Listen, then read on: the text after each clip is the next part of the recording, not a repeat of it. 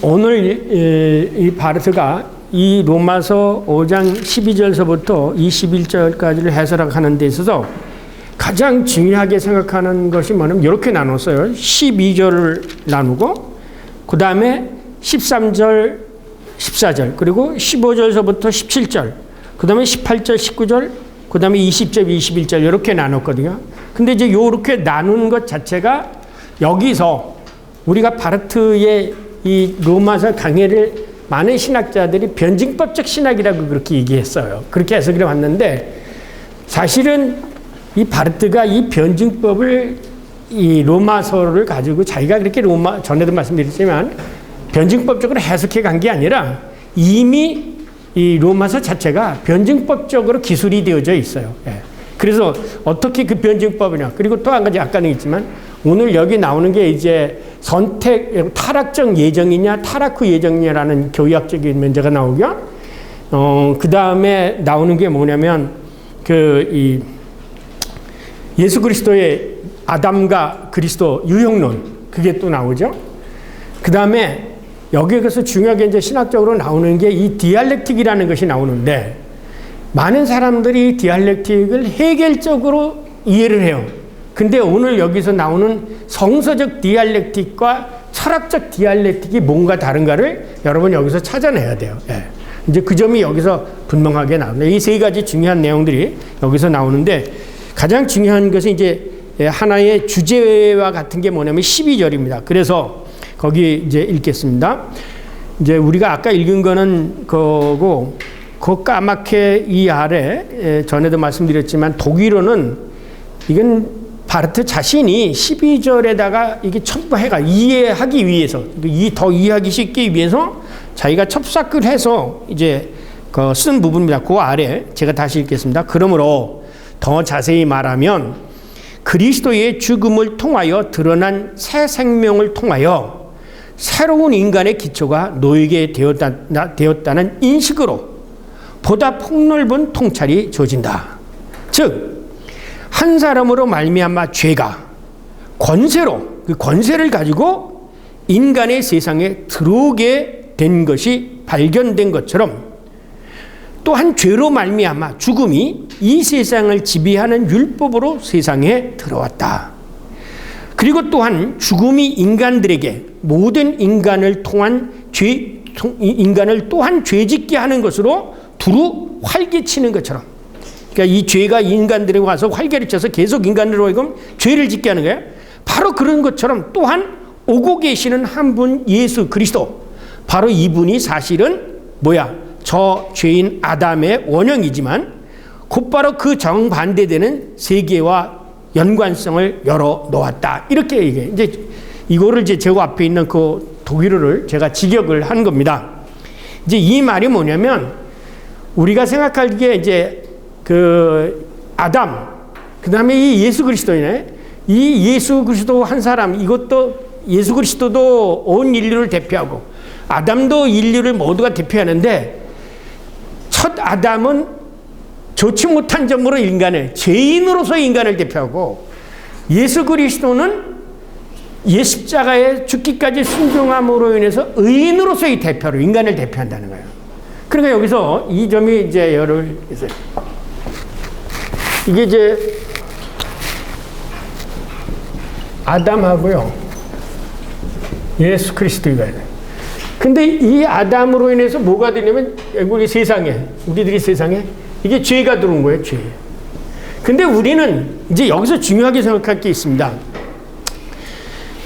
이제 여기서 율법에 대한 얘기가 나오거든요. 나중에 율법에 대한 얘기 나오는데 여러분이 교회에서 이제 전도를 하거나 그러면 일반 사람들이 생각하는 죄의 개념은 무슨 개념이냐면 전부 율법적인 죄 개념이에요.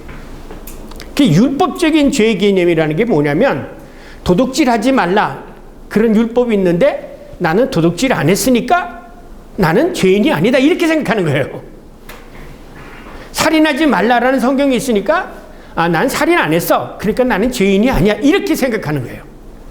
지금 바르트나 혹은 로마서에서 사도 바울이 얘기하려고 하는 것은 이 종교적 혹은 율법적 죄를 얘기하려고 하는 게 아니에요. 이것은 뭐냐면 이것은 종교적인 거예요. 종교적 죄라는 거예요.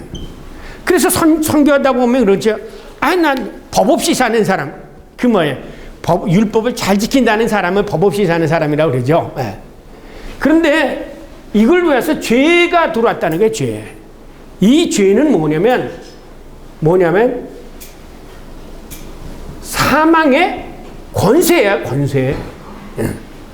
이 사망의 권세. 이 사망의 권세가 아담으로부터 왔다는 거예요. 그러니까 우리가 이 요점을 우리가 이 점에서 정확하게 구분을 해야 됩니다. 죄가 하나의 객관적 현상 혹은 율법적으로 법을 어겼느냐 안 어겼느냐 율법적 죄 개념을 얘기하는 게 아니에요. 예.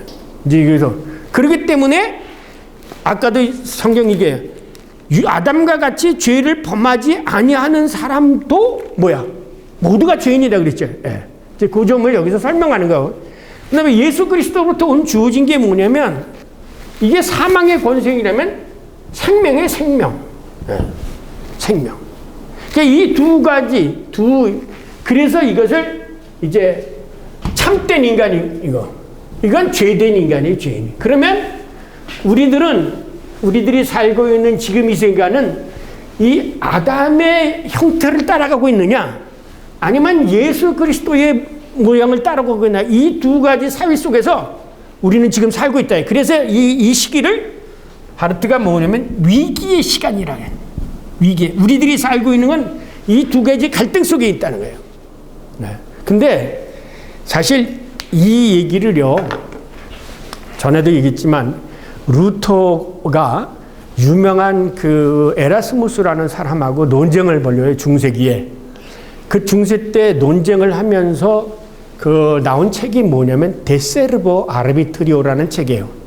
근데 여기서 뭘 다니면 사실은 그때 오늘 우리가 얘기하려는 이걸 가지고 에라스무스하고 인문주의자 에라스무스하고 루터하고 논쟁을 한 거예요. 그러니까 오늘 이 부분이 이 로마서가 신학 가운데 성경 가운데서는 가장 모든 그러니까 뭐 고린도전서 뭐 이런 것도 다 있지만 모든 서신이 다 집대성되어지는 게 바로 이 로마서예요. 그래서 오늘도 여기 교리가 많이 나오는데 그래서 여기 뭐냐면 우리가 생각하는 그 죄 개념 이게 아니라는 걸 우리가 아셔야 돼요. 성경이 얘기하는 거는 죄는 권세야. 그래서 여기 뭐냐면 왕노릇한다고 그랬죠. 이 죄가 나를 지배하고 있어. 그래서 성령이 나를 지배할 때와 하나님이 나를 지배할 때 이것은 성령이 나를 지배할 때고 죄가 나를 지배할 때 이게 다른 거죠. 그러니까 예수 그리스도께서 오셔서 성령을 우리에게 은사로 보혜사로 보내주기 전까지는 우리가 뭐냐면 다 이 아담의 후손으로서 아담과 같은 사람으로서 죄의 권세 아래 살고 있었는데 많은 사람들은 너 뭐 했냐 안 했느냐 이것 가지고 내가 죄인이다 아니다 그렇게 생각을 했다는 거예요. 네. 이제 그 점을 이제 바르트가 설명을 해갑니다. 그래서 거기 이제 제가 본문을 분석했으니까 보세요. 그리스도의 죽음을 통해야 드러난 게 뭐냐? 그리스도의 죽음을 통해서 드러난 것은 그 새 생명을 통하여 새로운 인간의 기초가 놓이게 됐다. 왜? 예수 그리스도를 통해서 이 죄의 권세 아래에 있는 이것이 모두가 다 지불되어졌고 예수 그리스도의 희생으로 다 탕감도 받았기, 용서받았기 때문에 그 예수 그리스도를 통해서 우리들에게 새롭게 주어진 게 뭐냐면 이게 바로 생명이라는 거예요. 그래서 기독교는 생명의 종교예요. 생명의. 그러니까 사람을 살리고 그러는 건데 그 다음에 그런 인식을 통해서 깨달은 게 뭐냐? 거기 보면 죄가 한 사람으로 말미암아 권세로 죄가 권세로서 이 세상에서 사람들을 지배하게 된다는 거죠. 그러니까 성령의 인도함을 받지 않는 사람은 누구든지 뭐의 지배를 받게 되냐면 이 죄의 권세 아래 지배를 받게 되어져요. 근데 많은 사람들은 뭐냐면 내가 뭐 안 했다. 아까도 얘기했지만 율법적으로 죄를 생각하죠. 그러면 율법적인 것만이 죄라고 한다면 예를 들면 내가 속으로 시기하고 음란한 생각을 하게 되고 남을 미워하고 하는 것은 법이 없잖아요. 성범하나 되지 않은 거잖아요. 그거를 사람들이 죄를 생각하지 않고 또 거짓말하는 거. 그래서 이제 그런 것들이 다 그런 모든 우리로 하여금 죄를 짓게 하는 그 힘, 그 권세 이게 죄의 권세라는 거죠. 우리가 이 죄의 권세 아래 사로잡혀 있다는 거예요. 이 죄의 권세로부터 우리를 해방시키는 작업이 바로 예수 그리스도의 십자가의 사건이라는 거예요.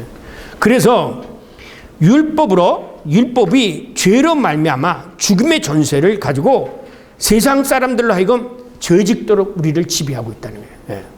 그래서 이제 루터는 이걸 간단하게 해요. 우리가 마차가 있는데 우리가 마차의 등 위에 내 등에 말을 타고 가잖아요. 내 등에 사탄이 타면 아무리 내가 공감하더라도 그 사탄이 시키는 대로 한다는 거예요. 그러나 내 등에 선한 영이 올라타면 천사가 올라타면 천사가 시키는 대로 간다 이게. 그래서 우리는 두 가지 힘 중에 악한 영이라든지 선한 영이라든지 둘 중에 어느 한 영에 의해서 지배를 받게 된다. 이제 이거를 나중에 7장에 가서 더 자세히 설명해요.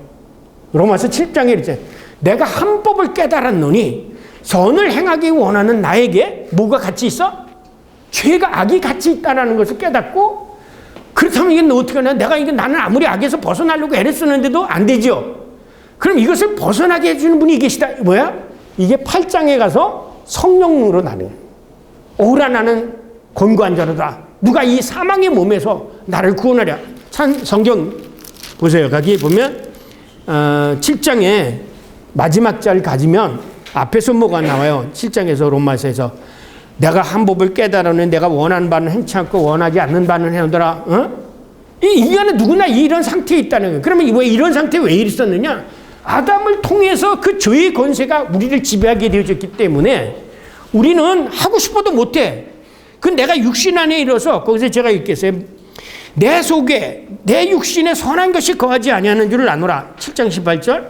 내가 원하는 것은 내가 있으나 선을 행하는 것이 없노라. 내가 원하는 바는 선을 행하지 않고 도리어 원치 않는 바 악을 행하는다. 만일 내가 원하지 않은 그것을 하면 내가 행하는 것이 아니라 내 속에 뭐야? 죄가 있느니라 이거야. 이 죄의 권세에 사로잡혀서 내가 선하게 살고 싶어도 못 산다는 거예요. 그래서 뭐라고 해요? 24절. 오라 나는 공고한 사람이라. 이 사망의 몸에서 누가 나를 건져내랴. 그러고 나서 이제 8장에 가면 맨 나중에 환난이나 공고나 적신이나 그 어떤 것도 하나님이 우리를 사랑하는 데서 나를 할 수 없다. 그래서 오늘은 뭐냐면 이 5장에서는 아담과 예수 그리스도라는 통해서 이 두 사람을 통해서 어떻게 우리들에게 이 죄가 들어왔고 어떻게 생명의 길이 들어오게 되어졌는지를 설명하려고 하는 게 이게 5장이에요. 그리고서 이제 6장에서는 그런 짓을 예수 그리스도의 이름으로 세례를 받음으로 뭐야? 예수가 죽은 것 같이 나도 죽었다가 다시 사는 거예요. 그 세례를 통해서 우리가 하나님의 자녀로 되는 것이고, 그럼에도 불구하고 아직도 우리가 이 세상에 있기 때문에 이 악한 영에 사로잡혀 있어서 하고 싶은 건 못하고 그럴 때 성령이 도와서 이 성령을 얻게 되고, 그래서 이제 이 로마서에서는 뭐냐면 9장에 가서 이제 하나님의 약속된 자녀, 하나님 나라의 백성에 대한 얘기를 하고 가죠. 그러니까 이거 성경을 미리 이렇게 로마서 이렇게 보면서 오늘 해야 할 법은 어떻게 죄가 이 세상에 들어오게 되어졌고 어떻게 우리가 이 죄에서 벗어날 수 있는 길이 열렸는가, 그거를 오늘 얘기하려고 하는 겁니다. 그래서 지난 시간에는 1장서부터는 새로운 인간에 대해서 얘기했고 오늘은 새로운 세계에 대해서 얘기를 하게 되죠. 자, 거기 해설 부분이요. 자, 바르트는 그러므로라는 종결사로 시작하는 12절 이하를 11절 소식까지를 결론으로 이해한다. 그러니까 12절을 지금까지 그 얘기왔던 새로운 인간에 대한 문제의 결론으로 보고 이 12절을 또 앞으로 나머지 21절까지의 서두 제목으로 보게 됩니다. 즉 새로운 인간, 예수 그리스도로 말미암아 새로운 세계가 시작되었다는 것이다. 즉 새로운 인간으로 우리는 새로운 세계의 문지방 위에 서 있다. 그래서 그는 로마서 5장 12절부터 21절까지의 제목을 새로운 세계로 붙이고 있다. 그렇다면 새로운 세계라는 게 어떤 세계인가? 이에 대해서 먼저 사도 바울은 1절부터 11절까지의 내용을 요약한 12절을 먼저 구별해가지고 설명합니다. 그래서 바르트는 그러므로 한 사람으로 말미암아 죄가 세상에 들어오고 죄로 말미암아 죄와 함께 뭐가 같이 왔어요? 죽음이 같이 들어왔고, 그렇고 그와 같이 모든 사람이 죄를 지었기 때문에 모든 사람이 죽게 된다, 이거예요.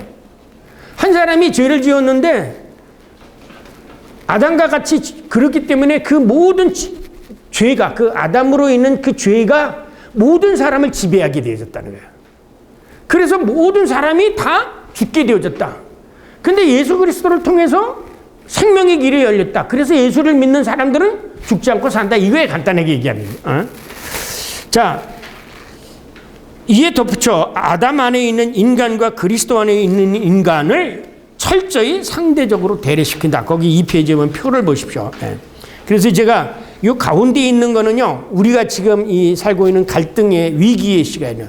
이 아담은 뭐냐면 옛 인간이고 예수 그리스도는 새로운 인간이에요. 그래서 저는 여기서 아담 안에 있는 인간과 그리스도 안에 있는 인간이라는 말을 했는데, 이거를 여러분 잘 아는 보네포의 그 악투운 자인이라는 책이 있어요. 그 하빌리타촌.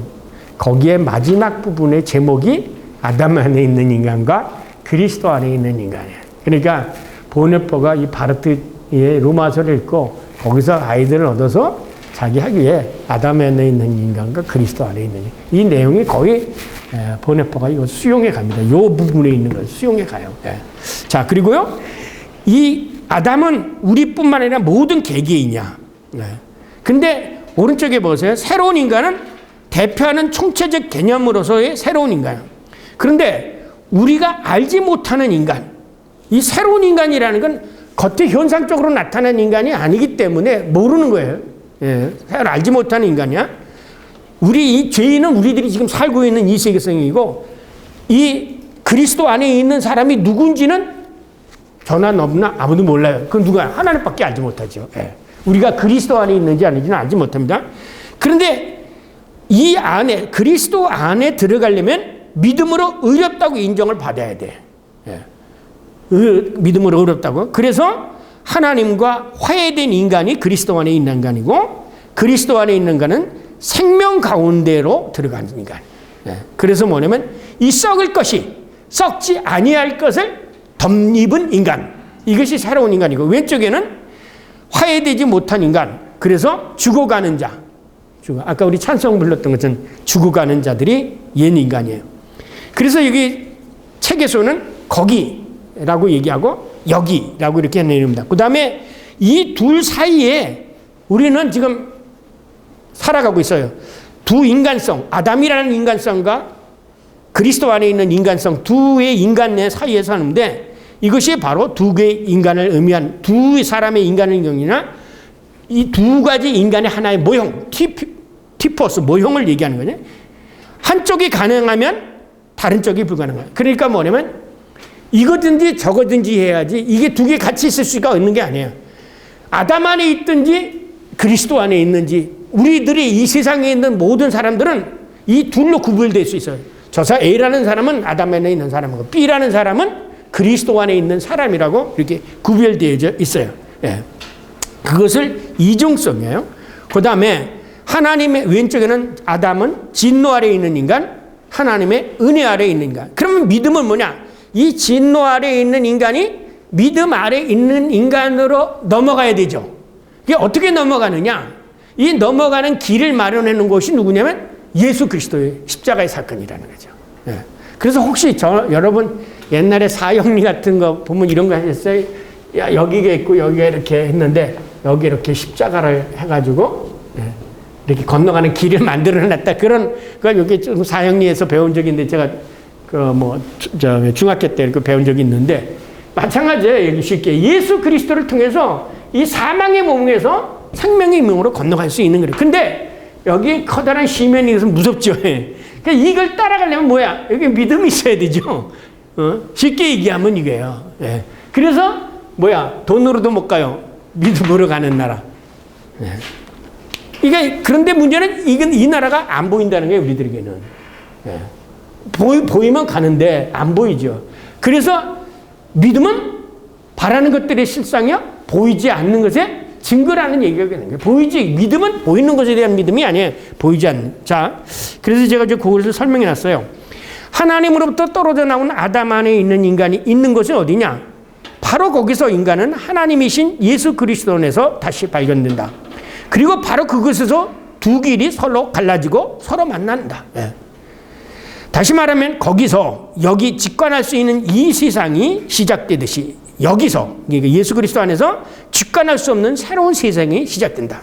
그리고 이 양자의 세계는 하나의 판결을 통하여 하나는 죽음으로 다른 하나는 생명으로 선포되어진다.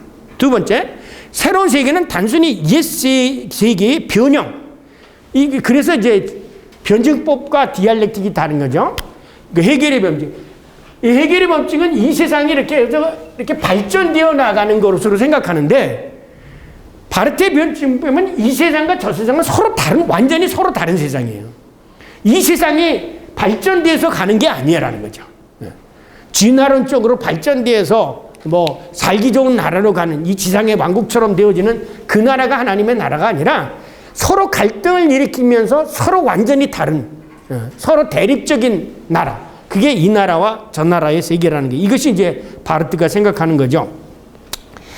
그래서 그러나 이것은 우리의 삶의 내용으로서, 이것은 우리 자신에 의한 삶의 내용이 아니다. 믿음에 의해서 놀라운 싸움이다. 예. 믿음으로 놀라운 싸움을 통해서, 그렇기 때문에 역설이며 근원적이고 믿음에 의해서 생긴 창조적인 것이다. 그러므로 바르트는 옛 시대, 곧 옛 세상과 새 시대, 새 세상 사이의 변증법 관계를 염두에 두면서 이제 옛 시대가 어떠한 시대, 세상이었는지에 대해 언급한다. 그리고 이에 덧붙여 옛 세대에 아직도 존속하는 것은 바로 옛 것으로부터 새로운 법을 읽어내도록 하기 위한 것이다.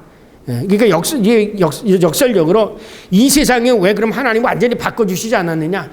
왜냐하면 거꾸로 생각하는 거예요. 이제 이걸 이렇게 생각하시면 돼요. 그 탈무드에 보면 이런 얘기 나오죠. 두 사람이 굴뚝소지를 했어요. 그런데 한 사람이 굴뚝소지를 다 하고 나서 세수를 하러 갔어요. 어떤 사람이 세수를 하러 갔을까요? 얼굴에 검은통이 묻은 사람이 갔을까요? 아니면 얼굴이 깨끗한 사람이 갔을까요? 누가 세수를 하러 갔을까요? 예?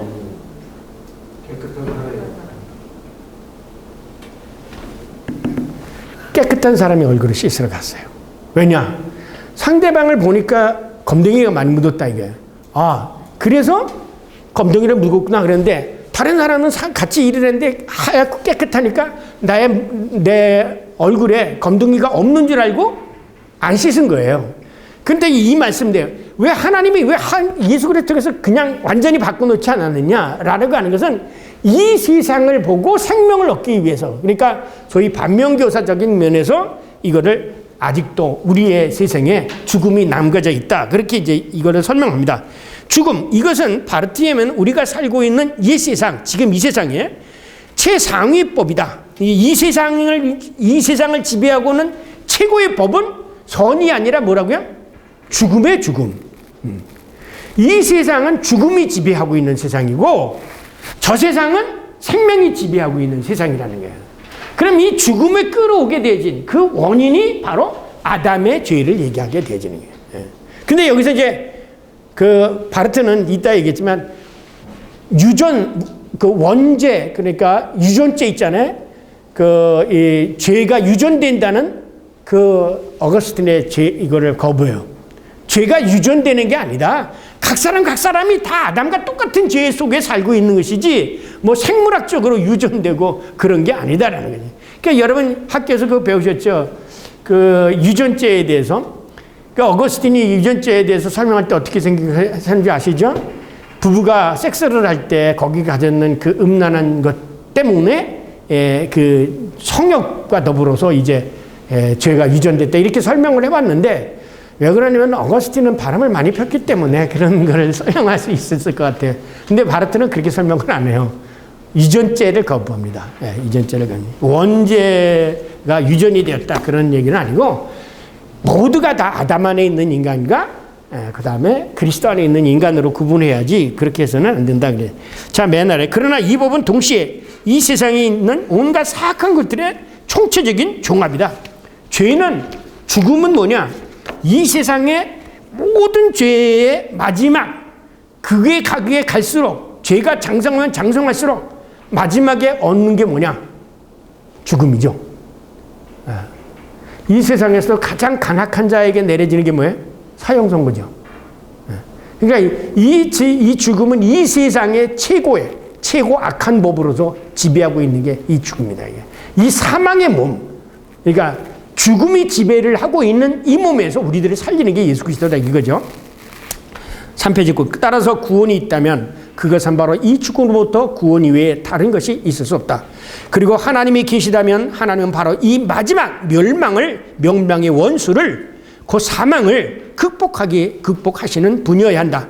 그래서 육신을 믿고 이 땅에 오신 예수 그리스도 하나님의 아들로 들리우심을 받기 위해서는 우리를 대신하여 육신의 죽음을 죽을 수밖에 없었다. 왜? 인간의 죄를 대속해 주기 위해서. 왜냐하면 예수가 우리의 똑같은 육신을 입고 우리 대신 고난을 받으신 분이 아니라면 예수는 우리와 아무런 상관이 없다. 그렇죠? 그렇다면 죽음이 어디서 오는가? 죽음은 죄로부터 생긴 거다. 인간은 죄인이다. 그렇다면 죄는 뭔가? 바로 뒤에면 죄는 세상 속에 살고 있는 인간을 지배하는 하나의 권세, 힘, 막대라고 생각해요. 아까 이게 틀린 거예요. 죄가 뭐냐? 우리는 하나의 죄를 하나의 법적인 면으로 생각하는 게 아니라 우리를 지배하고 있는 거예요. 그러니까 쉽게 이해하면 이렇게 돼요. 여러분이 한번 도둑질을 한번 했다고 생각해 보세요. 도둑이 재발 저린다는 말 아시죠? 우리가 죄를 범하게 되면 그 죄로 인해 내가 노예가 되어져서 선뜻 경찰만 와도 혹시나 붙들러 오지 않은 건가? 이런 것 때문에 그 죄의 공포 속에 내가 살지를 못했네. 그런데 뭐냐? 화인 맞았다는 말 하죠, 교회에서. 죄를 무지 짓고 살면서도 이 공포라든가 이것을 느끼지 않는 사람. 그러니까 이미 그것은 우리가 마비된 사람 있죠. 여기다가 마취 주사를 넣으면 아무리 이걸 째도 모르잖아요. 우리가 영적으로 화인 맞았다고 하는 것은 아무리 죄를 짓고도 그것을 죄를 느끼지 못한다는 거예요. 어느 때 죄를 깨닫냐면 그래서 바르트는 예수님을 보거나 참된 것을 볼 때 그 화인 맞은 죄들이 죄를 깨닫지, 이런 율법이라는 게 세상 안에서는 내가 무슨 죄, 나보다 더 나쁜 점은 더 많은데 이렇게 생각한다는 거예요. 아시겠어요? 그러니까 이 세상 교회에서는 마찬가지예요. 교회에서 참되게 사는 사람, 그렇게 보는 거 보고 다른 사람들이 나는 저 사람 반만 못해 죄라는 걸 느껴야 되는데, 교회 다니는 사람이랑 똑같은, 근데 그 사람이 무슨 죄를 느끼겠어요? 죄의식을 느끼겠어요? 그러니까 바로 이 점에 대해서 바르트는 뭐냐면, 모두가 다 이 악한 그 권세 아래 놓여졌기 때문에 자기 스스로는 내가 이 죄인인지도 모른다는 거예요. 내가 죄인인지도 모른다는 거예요. 전도해보세요. 제일 느낌이 우리는 모두가 죄인이다. 여보시오, 내가 무슨 죄를 졌어? 그러고 화를 내잖아요. 당장 그렇게. 근데 이거를, 죄를 하나의 사건별로 보는 게 아니라 하나 이걸 권세로, 파워로 본다는 거죠. 죄의 권세. 그래서 왕노릇한다. 그런 표현을 하게 돼요. 그 세상에 군림하는 권세이다. 그래서 제가 이런 중요한 것들은 전부 독일어 원문을 그대로 실었어요. Sünde ist Macht in der Welt. 죄는 세상 안에 있는 그 권세, 힘이야. 그런데 이 권세는 하나님의 것을 강탈한 거야. 하나님 것을 강탈한 거야. 왜냐? 창세기에 보니까 너도 하나님같이 될 수 있지. 그 하나님같이 되고 싶어서 인간이 하나님의 말씀을 거역해서 하나님과 같이 되어서 그 다음부터는 자기가 하나님 제껴놓고 자기가 이 세상의 왕이 되고자 했던, 그게 바로 그 권세의, 죄의 권세라는 겁니다. 죄는 항상 죽음의 선을 넘어간다.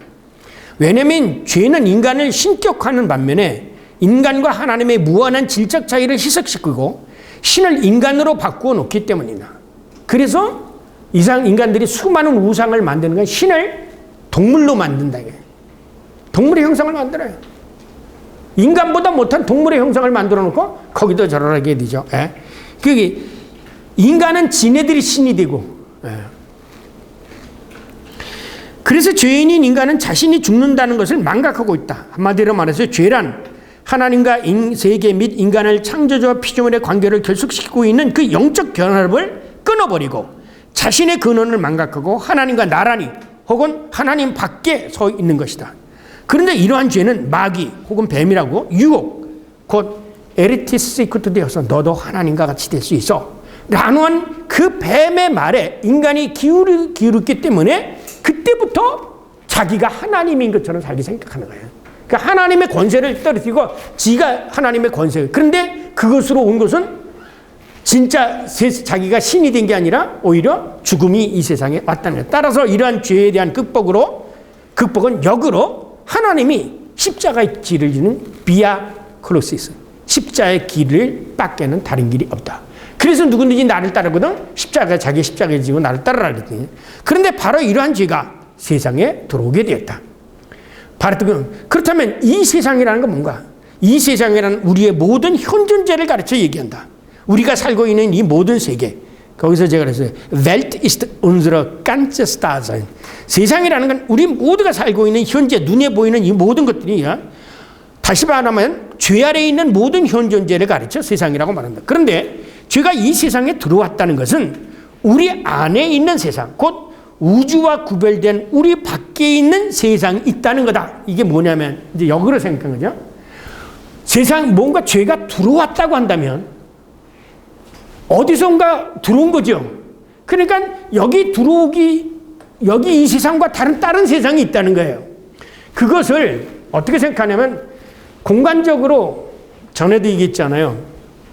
여러분 이거 아셔야 돼요. 우리가 살고 있는 이 세계에 예수 그리스도가 있었고 여기는 모세하고 엘리야가 있었고 베드로가 요한과 야고보가 있었잖아요. 변화산에서. 이때 사람들이 모세를 보잖아요. 엘리야와 야고보. 그러니까 우리가 살고 있는 이 세계는요.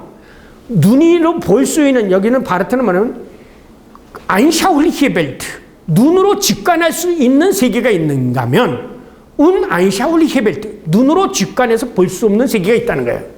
그게 뭐예요? 영적인 세계죠. 바울이 로마서를 쓰는 데 있어서나 바울의 신앙의 가장 핵심적인 사건이 뭐냐면 다메섹에서 부활하신 예수를 만난 거예요. 그러니까 우리들이 살고 있는 이 아인샤울리히에 벨트만 있는 게 아니라 우리들이 보이지 않는 세계, 이 세계가 우리와 같이 있다는 거예요. 근데 이 보이지 않는 세계는 우리들에게 안 보여. 안 보이니까 바라지도 않아. 그렇죠? 네. 그러나 분명히 이 밖으로부터 이 세상에 뭐가 되냐면 죄가 들어왔다는 거야. 이 죄가 들어왔기 때문에 그 후 이 세상은 이 죄의 권세 아래에 놓이게 되어진 거예요. 죄의 권세 아래에. 네. 그래서 우리 안이라는 것은 우리들이 살고 있다는, 우리 밖의 세상은 그럼 어떤 거냐? 우리 밖의 세상은 전에 있죠. 3층 세계관에 영적인 존재가 있는 천사가 있든지 사탄 마귀가 있든지 하나님이 계신 그 세계가 있는 거예요. 여러분 이 성경의 우주관을 생각하고 성경을 읽는 거하고 이 성경의 우주관을 모르고 성경을 읽는 거하고 전혀 달라요. 성경의 이 우주관을 여러분이 인식하고 책을 읽으면, 성경을 읽으면 성경의 이해가 오는데, 그렇지 않고 성경을 읽으면 여러분 자꾸 성경을 문자적으로나 혹은 세상적인 율법적으로, 윤리적으로밖에는 못 읽어요. 그러니까 예수님이 말씀하신 것은 보이지 않는 세계에서 우리들에게 얘기해. 이 땅에 와서 보이지 않는 세계를 얘기한 거예요. 그렇죠? 여기에 와서 이 하나님의 나라, 보이지 않는 세계를 얘기한 거예요. 그러다 보니까 예수님이 하나님의 나라는 이와 같다 하고 나서 전부 비유로 말씀하시지 않습니까? 왜? 여기 얘기해봐야 모르니까, 가보지도 않았으면. 그러면 이 예수님이 비유로 말씀하신 이 보이지 않는 세계를 믿느냐 안 믿느냐라는 거예요. 이건 아주 심플한 겁니다. 여러분이나 저나 이 세상을 살다가 하나님의 나라가 있다 없다, 이거를 여러분이 믿느냐 안 믿느냐, 혹은 그걸 인식하느냐 안 인식하느냐에 따라서 오늘 이 성경뿐만 아니라 여러분의 삶의 모든 가치관이 완전히 바뀌어진다는 거예요. 바울은 그 보이지 않는 세계를 몰랐어요. 그러다가 예수 그리스도를 만나고 나서 생생하게 사울아 사울아 왜 나를 박해하는 그 말씀을 듣고 부활하신 분이 부활의 세계가 있다는 걸 알기 때문에, 여기 끝으면서 요한 고린도전서 15장에 가서 부활에 대한 얘기예요. 그것 때문에 사실은 기독교가 생긴 건데 오늘날 많은 목사님들이 신학자이고 교회가 이 부활을 안 믿어요. 모두가 다 이 세상 안에 있는 것만 생각한다고. 장로님, 하나님 나라가 없다면 그냥 살다가 흙에 대해서 그냥 없어지는 거예요. 여기서 무슨 예수 믿고 뭐는 거야? 아니, 뭐처럼 믿어? 하나님 나라 없는데. 우리는 다 쉬워하는 거예요. 아주 간단한 이것이냐 저것이냐. 기획교리기처럼. 완전히 간단한 얘기예요. 제가 왜 이것을 굉장히 강조하느냐면요. 수없이 제가 강조해 왔어요. 이것을 알고 성경을 보면 성경에 보이는데 이것을 인식하지 않고 성경을 안 보이고 그렇게 그것을 인정하지 않을 때는 그리스도인이 아니에요. 그건 사실은. 엄밀한 의미예요. 종교인이지. 이 바르토는 여기 이제 오는 데는 종교를 굉장히 비판해요. 예. 우리들이 지금 그 하나님의 나라를 믿지 않고 사는 건 다 종교예요. 그 종교는 다 똑같아요. 종교는 다 똑같아요. 그래서 종교다운주의가 생기는 거예요. 기독교를 저는 종교에서 구분하는 것은 기독교는 부활의 세계, 그 영적인 세계가 우리들과 같이 있다는 거예요. 그 세계를 예수님이 우리에게 보여준 것이고 그 새 세계를 가르친 것이 뭐냐면 예수님이 승천하신 거고. 예. 그런데 많은 사람들은 여기서만 생각을 하죠. 예. 제가 어머니 아버님 모시고 가서 마지막 돌아가신 다음에 화장을 했어요. 화장하고 나머지 나오는 건 뭐예요? 여기 조그만 하나에 다 버리고 우리가 그 뭐 사실도 없는 하나의 뼈다귀 가룬 거 그것밖에 없는 거예요. 여러분이 그래서 뭘 남기고 가려고 이런 거 생각하지 마세요. 네. 아무것도 아니에요. 이 세상 것은 정말 오직 하면 사도 바울이 내가 배설물과 같이 여겼다고 말할 정도로 지금 바울은 지금 이 문제를 아주 강력하게 주장하는 거예요. 예수 그리스도를 위해서 생명이 왔는데 왜 이거를 이 죄로운 세계 속에 아직도 살고 있느냐. 이 새로운 세계가 있다. 새로운 세계가 있다. 새로운 세계가 있다는 게 이게 신천지가 아닙니다. 여러분. 이 새로운 세계, 예수 그리스도 때문에 새로운 세계. 자, 그 아래 이제, 이 다섯, 독일어로 쓴 부분이 있잖아요. 그래서 이 세상에 있는 모든 사물 가운데 단지 죽음의 상 아래서만 창조의 영광은 빛을 발한다. 따라서 이미 오랜 전에 제시되었으며 이미 정결되었다. 왜냐하면 이 세상이 바로 우리의 세상이기 때문에 죄가 이미 들어와 있는 세상이다. 따라서 이 세상에는 이 땅 위에 이 하늘 아래는 그 어떤 구원됨이라는 것이라든가 그 어떤 직접적인 생명이라는 것은 결코 존재하지 않는다. 그래서 구원된다, 구원받는다는 것을 통해서만이 가능한다. 그러나 그 구원은 단지 도래하는 날, 곧 새 하늘과 새 땅이 새롭게 되는 날에만 가능한 것이다. 네. 그렇다면 둘째로 죽음이 죄로 말미암아 세상에 들어왔다는 것은 무슨 뜻인가? 죽음이 들어왔다는 것은 이 세상이 위기 속에 지금 있다는 것이다. 따라서 이 말은 두 가지 의미를 가지고 있다. 이 세상의 최고의 율법과 그 율법 위에 군림하면서 율법의 수여자이신 하나님을 지시하는 것, 심판과 개선으로의 전환, 이 세상이 제한되어 있다는 것과 이 세상을 벗어난 것, 곧 끝과 시작, 하나님의 부정과 긍정, 그리고 하나님의 진노의 상징과 하나님의 도래하는 그 구원의 상징. 그래서 우리는 이런 위기를 우리의 힘으로 넘어갈 수 없으며 회피할 수도 없고, 왜냐하면 죽음이 죄로 말미암아 이 세상에 들어왔기 때문이다. 그러니까 뭐냐면 한마디로 하면 우리가 이 세상에서 아무리 바등바등해서 이것을 벗어나려고 하지만 아무리 벗어나려고 하더라도 벗어나지 못하고 그야말로 죽음에 사로잡혀서 살아갈 수밖에 없는 게 이게 바로 이 세상이라는 거죠. 그것이 바로 이 죄로 말미암아 이 세상에 들어왔다는 것이요. 이 죽음이 죄로 말미암아 이 세상에 들어왔기 때문이고, 그래서 그 죽음의 배면이 죄의 배면이 되었기 때문에 죽음이. 그런데 여기서 말하는 죄란 근원적이고 직관할 수 없는 죄를 가르친다. 아까도 얘기했지만요, 이 죄라는 건 사람들이 바로 이러한 죄로 말미암아 죽음이 세상에 들어온 것이다. 따라서 바르트는 죽음은 바로 이러한 죄의 결과, 곧 죄가이며 인간이 피할 수 없는 운명과 같은 것이다. 왜냐하면 죄가 살아있으면 죄를 통하여 죽음이 역사하고, 그래서 우리도 죽기 때문이다. 한마디로 말하면 죄의 삭은 사망이요 하나님의 은사는 그리스도 예수, 우리 주 예수 그리스도 안에 있는 영생이다.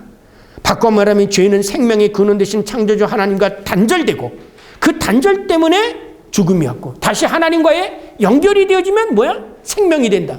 그래서 예수 그리스도가 하나님과 인간 사이에 놓인 담을 헐고 화해를 시켰다. 그래서 이 바르트가 쓴 책 가운데 맨 4-1권에 화해론이 나오는 거예요. 화해론. 이게 가장 중요해. 예수 그리스도가 하는 것이면 하나님과 인간까지 달려져. 왜? 에덴 동산에 쫓겨나오잖아요.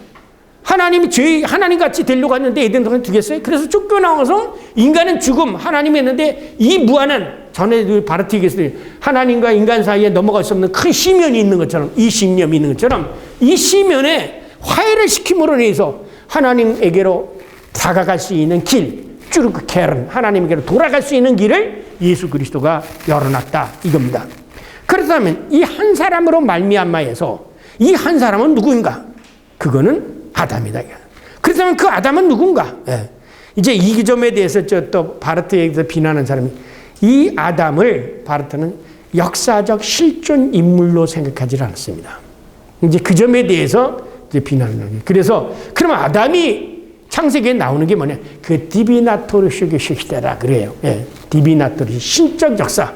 그러니까 우리가 얘기하면 우리가 아브라함 이후에 있는 어떤 실사 있죠. 이게 아니라 역사를 연구하는 사람들도 선사 있죠. 선사. 예. 그 선사에 대한 얘기지 우리들이 살고 있는 이 히스토리의 역사가 아니다. 그런 건 이제 나중에 얘기합니다. 예. 바르트에면 아담은 그 어떤 역사적 관계 부재 속에 있는 한 사람이 아니라 오히려 그리스도에 대하여 비역사적인 관계 속에 있는 존재다. 이게 뭐냐면 예수 그리스도를 통해서 대칭적으로 있는 죄된 인간의 모습으로 있는 것이지 예수 그리스도를 여러분 그래서 이제 이게 아담을 하나의 역사적 히스토리스 베이젠 역사적 실존으로 생각한다면 뭐가 다 정반합이 나오죠. 아담이 지은 죄를 예수 그리스도에 위해서 절대로 아담은 하나의 그냥 모형 푸아빌트지 예수 그리스도가 우빌트라는 거예요. 이게 원형이고 그림자 인간이 어떤 모습이냐 인간을 대표하는 인간이 어떤 모습이냐라는 건 하나의 그림자라는 거죠. 그래서 이게 그림자는 뭐가 없으면 여러분 귀신이 그렇잖아요. 귀신은 그림자가 없다고 하잖아요. 빛이 있어야 그림자가 생기는 거예요. 실체에 있어야 그림자가 생기는 거예요. 허상은 그림자가 안 생깁니다. 네. 그래서 예수 그리스도는 실체고 이건 허상이라는 거예요. 일종의 그림자와 같은 거예요. 예수 그리스도가 없으면 이게 드러나질 않는다는 거예요. 그래서 바르트의 죄로는 예수를 봐야 죄를 아는 거, 거울을 봐야 자기 모습을 안다는 거예요. 자기가 스스로 죄인인 것을 인간이 전혀 깨닫지 못한다는 거예요. 그래서 이 예수의 그리스도의 빛에서 비춰진 그림자, 이게 이제 아담이라는 거죠. 자, 그 다음에는 예수 그리스도가 죽음으로부터 생명을 높아지신 것이 우리들 눈앞에 있지 않다면 아담이 생명으로부터 죽음으로 전락된 것을 어떻게 생각할 수 있겠는가? 그러니까 그 말이에요. 예수 그리스도를 볼 때 아담의 모습이 보이는 거지. 그러니까 거꾸로 생각하자. 예수를 볼 때 아담이 죄인이라는 것을 알게 된다는 거죠. 예수를 쳐다볼 때 내가 죄인이라는 것을 알게 돼요. 그래서 예수를 알기 전에는 내가 의인이었다가 예수를 알고 나는 나는 죄인이 되어버리는 거죠. 거기서 깨달음이 생겨요. 이렇듯 바르트는 아담에 대한 인식의 근거로 예수 그리스도의 사건에서 찾는다. 근거를 예수 그리스도의 사건에서 찾는다. 그러므로 그에게서 첫 번째 아담은 그 자체로 존재하는 2차적인 실체도 아니고 예수 그리스도와 대칭되는 한 극단에 존재하는 인물도 아니고 부활을 통하여 예수에 의해서 생명으로 옮겨진 그리스도의 투사, 프로젝션이지 결코 역사적 인물이 아니다. 한마디로 말하면 첫 번째 아담은 두 번째 아담의 단지 모형이며 그림자죠. 이게 모형이라고 하니까 저도 이게 우리나라 말은 모형은 오히려 그게 더 원형이라는 생각인데 이거를 그래서 제가 거기다 후아빌트라고 했고 더 자세히 얘기하면 거기다 셔텐 그림자라는 말을 집어넣으세요. 예수 그리스도의 그림자라는 게. 한마디로 말은 첫 번째 아담은 두 번째 아담의 모형이며 그 그림자다. 그래서 바르트는 시간적 차원에서 아담의 죄가 유전되었다는 서방교의 원죄론을 거부한다. 오히려 첫 번째 아담을 통하여 이 세상에 들어온 것은 무시간적 성향, 곧 인간 세상의 선험적 성향, 그리고 하나님에 대한 이 세상의 관계, 곧 새로운 것에는 아직도 등을 돌리고 있으면서 옛 것에 대해서는 여전히 관심을 가지고 있는 이 세상의 관계이다. 이래서 바르트는 첫 번째 아담을 존재로 실제로 생각하지 않고 5페이지입니다. 두 번째 아담의 단지 상반된 모형으로 이해함으로써 원죄설을 거부하고 죄의 선언적 보편성을 강조한다. 바꿔 말하면 진리를 불경과 불의 안에 가두어 둠으로써 생기는 결과가 바로 인간의 타락의 원인이었다는 것이다. 진리를 삼아 이거 1장 이거 얘기죠.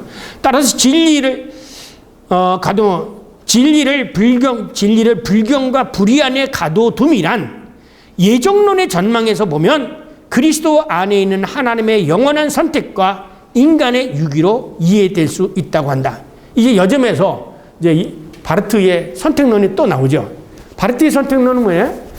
칼빈처럼 홍길동과 혹은 미숙이하고 따로 이런 개별적 선택이 아니죠. 바르트의 선택은 예수 그리스도를 유기하기로 했고 인간을 선택해서 그리스도 안에서 선택해서 인간을 구원하기로 한 게 이게 바르트의 선택론이죠. 그러니까 모든 인간이 예수 그리스도 안에서 구원받도록 선택되었다는 거예요.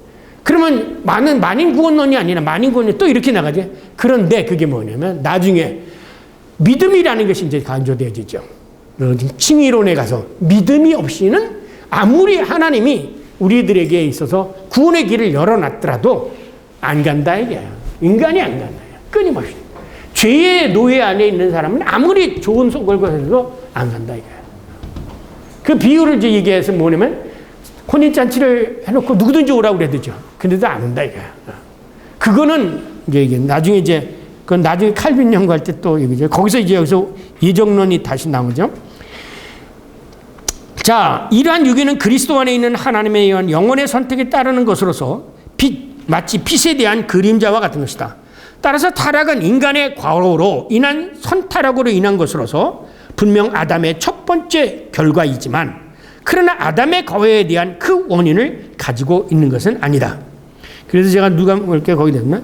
바로 이러한 근거에서 바르트는 구개혁주의자의 명제인 역사적 타락에 앞선 타락전 예정, 이게 두 가지 예정론이 있죠. 여러분 아까 아담의 역사적 실존 인물로 생각하게 되어지면 무슨 논이 되냐면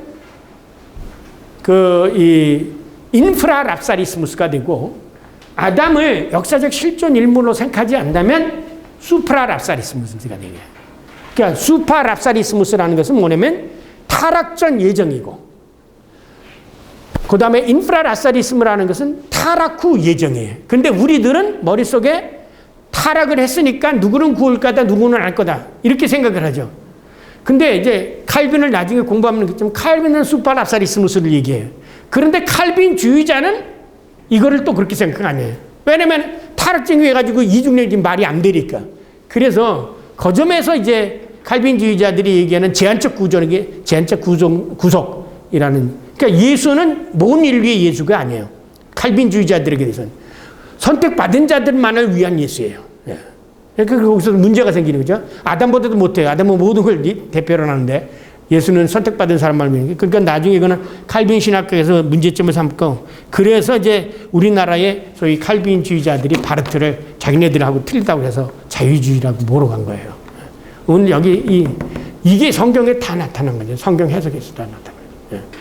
오늘 굉장히 중요한 문제는 그러니까 바르트는 타락전 예정을 얘기한다. 즉, 첫 번째 인간, 다시 말해서 심리적, 지상적, 역사적 인간은 반드시 극복되어야 된다는 거죠. 따라서 죽음이 죄 지은 모든 인간에게 들어온 것이 명백한 것처럼 우리는 우리의 옛 세상에서 이 비역사적인 배경으로부터 빠져나와 십자가의 길을 통하여 밝은 전망 앞으로 들어서야 된다. 어쨌든 우리는 아담이 향하는 것을 모든 사람이 행하고 있는 것을 보고 있으며 그리고 아담이 고통당했던 것을 그의 모든 사람들 또한 고통당하고 있는 것을 본다. 한마디로 말해서 의인은 없나니 하나도 없다는 것은 명백한 사실이다. 아담이 우리 가운데 하나가 되었고 선과 악이 무엇인지를 알게 되었다. 그래서 우리는 모두가 다 아담 안에 있는 사람이다 이거예요. 그러나 율법이 없을 때는 죄가 죄로 간주되지 않았다. 이건 뭐냐? 아까 얘기했던 율법적인 면에서 죄를 생각하는 사람들이 있다는 거죠. 그럼에도 불구하고 아담으로부터 모세까지 아담의 범죄를 자기가 실질적으로 짓지는 않았지만 아담의 범죄를 본받아 죄를 짓지 아니한 사람들에게까지도 죽음이 왕권을 행사하고 있다. 이게 사망간의 권세는 거예요. 따라서 이 아담은 오실자의 모형이지. 선형이라고도 이기도 번역도 하고 있는데 앞에 있는 모형은. 자, 이제 바르트는 이 본문에서 죄와 율법의 관계에 대해 설명한다. 우선 그는 앞에서 이미 언급하였듯이 죄가 무엇인지에 대하여 다시 한번 확정한다. 그에 의하면 우선 죄란 세상 안에 있는 것으로서 사건이나 상태가 아니다. 아까 말님. 저 사람이 옛날에 상놈이라고 해서 죄인이고 이방인이라고 해서 죄인이 그런 게 아니라는 거예요. 그리고 죄는 그러한 사건이나 상태의 총체도 아니고 역사적 심리적 우발성도 아니야. 사람들은 다 죄를 그런 식으로 해요. 심리적인 거는. 죄는 언제 어디서나 동일한 방식으로 전제된 인간의 사건과 상태에 대한 규정. 그 규정이 뭐냐? 죄는 인간 본성 그 자체에 대하여 아주 특별한 무게를 갖는다. 그래서 죄는 권세, 곧 이런저런 사람들의 의지와 생각이 있기 전에 이미 있었던 권세. 한마디로 하면 죄는 율법 이전에 이미 세상에 있었던 거예요. 이게 죄라는 거예요. 이것이 우리들이 살고 있는 이 세상에 들어오게 됐다는 거. 이 세상에 들어오도록 그 문을 열어놓은 거, 계기를 마련해 준 게 이게 아담이라는 거예요. 근데 이 아담은 우리가 생각하는 뭐냐면 옛날에 있는 그 사람 나고는 내가 곧 아담이라는 거예요. 아담. 내가 곧 아담. 이 죄를 실질적으로 짓는 사람은 나지 딴 사람이 아니에요. 이 죄를 이 세상에 들어오게 만들고 죄로 인해 그 멸망을 가져오도록 만드는 것은 나야. 그래서 이 아담이라는 건 모든 인간이 죄를 짓고 있는 하나의 그 후아벨트, 그 모형, 그 모습, 그냥 하나의 팁스, 원형이, 타입, 인간이라는 그 죄 지은 타입이지 이것을 하나의 역사적 한 개변의 어떤 실존 인물이 아니라니까. 이건 오히려 모든 인간을 대표하는 인간을 한마디로 요약해 놓은 그런 인간의 모습을 아담이라고 얘기하는 거죠. 그래서 우리를 뭐 가인의 후예라고도 얘기하고 아담의 후예, 죄인들을 가인의 후예라고 얘기하는 게 바로 그죠. 그런 의미로 해석해야 된다.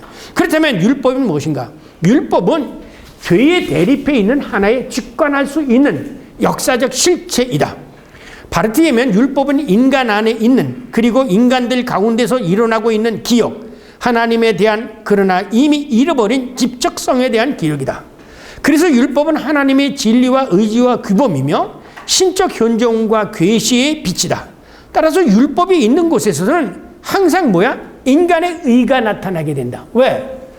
그것을 행한 사람이 있잖아요. 또 율법이 있는 것에 뭐가 나타나? 죄가 있게 돼. 왜?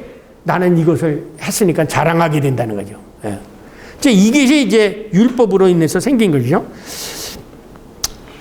세상입니다. 율법이 있는 곳에서는 인간의 의가 나타나고 신적 선택과 위임, 그리고 하나님을 향한 행동이 생성된다. 그러므로 율법이 있는 곳에서는 또한 범법도 일어난다. 그리고 그곳에서는 죄가 끼어들게 된다. 왜냐하면 인간의 불의는 언제든지 율법을 행하는 것을 자랑하기 때문이다. 그리고 이러한 율법의 의를 주장하는 자들은 주로 종교계 지도자들과 신학자들이라고 받았던 말. 제가 이걸 읽으면서 밀턴의 신라곤에 보면 지옥 표현 있죠. 지옥 표현에 9층9호실에 들어갈 사람들이 누군지 아세요? 신학자들하고 목사들이에요. 아까 저희가 밥 먹으면서 직전에 그런 얘기했어요. 세상에 가장 귀한 귀한 직이 있다면, 업이라기보다는 직이 있다면 이거는 성직자다, 종교적 지도자다. 근데 가장 죄인들이 많이 나오는 것이 어디냐? 성직자다. 왜냐하면 성직자라는 직분은 참 어려운 직분이에요. 왜냐하면 자기가 그렇게 선포하고 그렇게 살아야 되잖아요. 그런데 자기는 그렇게 살지 않고 이게 뭐냐면 유대교의 바리새인들과 이런 거죠. 그래서 예를 들면 목사님들이 하나님의 나라에서 얼마나 선포를 많이 해요. 그죠? 우리는 죄인입니다. 그러고 다 하나님이라 그러죠. 근데 죄 짓는데 자기는 회개 안 해. 회개 안 해. 당장 우리는 여기 대체교육에 계신다고겠지만 우리나라에서 일어난 많은 세습적인 거 그거 자기가 지은 거예요. 그 사람은 하나님 나라를 믿는다면 정말 이것이 자기 말대로 자기가 설교할 때는 얼마나 이 세상은 다 물과 같고 허물과 같고 뭐 한 아침 이슬에 햇살에 그 물방울과 같은 그렇게 설교했을 거 아니에요. 그리고 자기는 그렇게 안 살아. 이 세상에 아직도 집착을 두고 자기 새끼 하나님의 나라에 가면 부부도 없고 자식 관계도 없어지는 건데 왜 그걸 생각하지 못하고 아직도 여기에 집착. 그러니까 아까 그랬잖아요. 죄인은 과거를 뒤돌아보고 기억하며 산다고. 과거를 집착하고 사는 거예요. 그래서 못 떠나는 거예요. 이 세상에 여기가 좋사오냐고요. 네. 그럼 자기도 믿지 않으면 그래서 생각해 가장 죄인들이 많은 게 바로 목회자고 신학생들이다. 신학자들이고. 우리가 이걸 되돌아봐야 돼요. 저도 늘 항상 되돌아봐야 해요. 남에게 얘기할 때 아주 그래서 저는 그랬어요. 옛날에 설교를 이렇게 하지 말라. 지가 위에서 설교를 이렇게 주지 말고 이렇게 하고서 와라 이거야. 나도 이 말씀 하면서 들어야 될 사람이야. 목회자. 듣고 전해야 되는 건데 그래서 이게 옛날에는요 그 예배 볼 때 옛날에 성경을 위에 올렸어요. 그래서 받아가지고 와서 읽었어요. 그래서 옛날에 그 예배 가운데 평신들이 성경 봉독 순서가 있잖아요. 그러면 제단에 가서 말씀을 가져다가 이렇게 읽고 다시 제대에 올려놨었어요. 네. 그 행동이 뭐냐? 나도 오늘 이 말씀 아래서 듣고 설교한다는 거예요. 근데 이러는 거예요. 자기는 위에 올라가 높은 단어 올라서 이 말 들어라. 네, 이 말씀 들어라. 예수님이 제자들 보낼 때 전대 갖지 말라고 그랬지 않았냐? 그럼 전대 갖지 말라는 건 굶어 죽으라는 얘기겠냐? 어떻게 생각해요? 그거 아니에요. 너 먹고 사는 문제는 내가 책임지 마. 너는 네가 하는 본분만 열심히 하면 너가 먹고 사는 문제는 내가 책임지겠다라는 거예요. 이게 우리가 이런 것 속에서 정말 우리가 그리스도인이 된다는 게 뭔가? 그리스도인이 된다는 게 뭔가? 만약에 목사가 이런 의식을 가지고 있다면 자부심을 가져야 돼요. 그 다음에 그러나 율법이 없을 때는 죄가 죄로 간주되지 않는다. 반면에 율법이 있는 곳에는 범법이 있다. 그래서 그곳에는 죄가 죄로 간주된다. 그러나 첫사람 아담은 단순히 율법을 어긴 것이 아니다. 이 점이에요. 단순히 율법을 어긴 것이 아니라 하나님 앞에 대항한 거예요. 왜? 하나님과 같이 되고자 했거든. 왜냐면 창세기 읽어보세요. 이게 유명한 시크도 되었어. 너도 하나님 같이 되고자 하는 거야. 뱀이 와서 뭐라고 유혹한 거 아니야? 우리는 선악을 알게 하는 나무를 따먹었다는 그 행위 자체를 보는데 이 창세기에서 읽어보는 행위 자체를 보는 게 아니라 그 선악을 따먹게 된 동기가 뭐예요? 그렇죠? 너도 하나님과 같이 될 수 있다니까 그걸 따먹은 거예요. 단순히 선악을 알게 하는 나무가 아니라 저거를 넣고 먹게 되면 너도 선과 악을 아는 하나님과 같이 될 수 있어. 그거에 의해서 따먹은 것이지 단순히 맛있게 보여가지고 따먹은 게 아니라니까요. 그래서 원죄가 뭐냐라고 할 때 원죄가 낼 때 선악을 알게 하는 나무를 과일 하나 그까지 따먹었다고 해서 그 무슨 죄? 지가 피조물이 하나님과 같이 되고자 하는 그게 원죄예요. 그래서 죄는 하나님을 무시하게 되는 게 죄예요. 하나님을 인정하지 않는 게 죄예요. 진리를 불의 안에 가두는 게 죄예요. 그래서 죄가 기독교인에서 이제는 하나님이 없다고 하는 자가 죄예요. 그죠? 잘못을 저질렀다고 하는 그 슐투예요. 그거 잘못을 저지르거나 혹은 실수를 했다고 하는 걸 우리들이 죄라고 생각하는데 그거는 그냥 우리들이 세상에 살고 그래서 그런 것으로 생각할 때는 도둑질하지 말라는 말이 없으면 도둑질해도 죄가 아니라는 거예요. 예를 들면 옛날에 여기서 우리나라에 와서는 교회 나가면 술 담배는 옛날에 술 담배 하는 사람 천지에 예수 믿어도요. 딴 나라에 가서 중국에서는 뭐냐면 아편하지 말라는 얘기 있어요. 아프리카 가서는 여자 둘 같이 말라는 거예요. 그 사람은 술 먹고 담배 펴도 다 돼. 그게 죄가 아니에요. 근본적인 죄는 인간이 시크트 되어서 하나님같이 되고자 하는 거예요.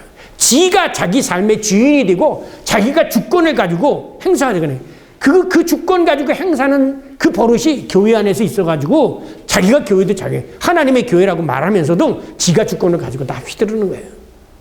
그게 바로 이게 중요한 이 죄가 이게 이 죄예요. 시크트 되어서 하나님같이 되고자 하는 거. 거기서 교만과 욕망이 그에게 있었다.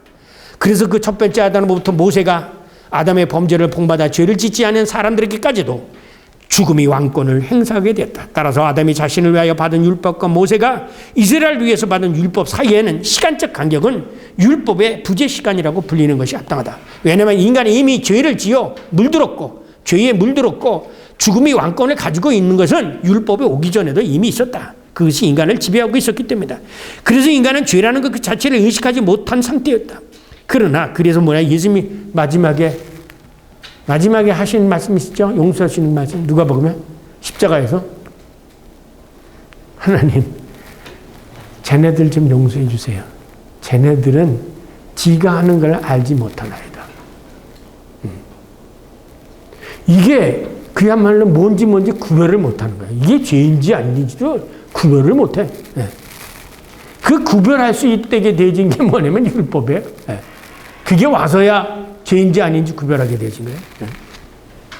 율법이 없을 때는 죄가 죄로 간주되지 않았다는 말이 성립된 그런 점에서 죄란 하나님께 대항하는 인간의 본질적인 문제지 율법적인 문제가 아니다. 왜냐하면 죽음은 세상의 법칙 곧 율법을 모르는 사람들에게도 닥쳐오기 때문이다. 그래서 역사적으로 구체적인 그 어떤 율법을 받지 않았다고 해도 그런 사람도 선택과 배척, 칭의와 저주와 위기가 있는 것이다.